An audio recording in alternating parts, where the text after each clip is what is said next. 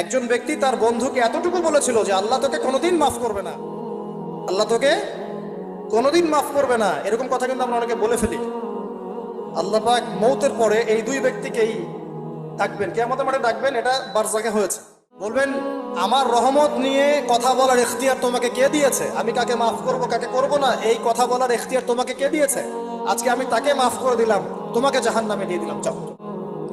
অতএব আল্লাহ রাব্বুল আলামিনের এই বিশাল রহমত আমরা পাবো, আশাবাদী ইনশাআল্লাহ। এই কারণে আমাদের প্রথম যে বিষয়টা ফোকাস করতে হবে, আল্লাহ রহমত পেতে হলে আমাদের অবশ্যই বস্তুবাদিতা ত্যাগ করতে হবে। আল্লাহ পাক দুনিয়া পছন্দ করেন না। দুনিয়ার মোহে যারা ডুবে থাকে আল্লাহ এদেরকে পছন্দ করেন। দুনিয়া প্রয়োজন, যতটুকু আমার দরকার আমি করব, যতটুকু প্রয়োজন নাই এই বিষয়টা আমি পেতেই হবে, চাই চাই আরো চাই। হ্যাঁ, দু হাতে চাপাও হাত পেতে নাও, ঋণ করে ঘি খাও, এইসব দর্শনের ধার ধারবো না আমরা।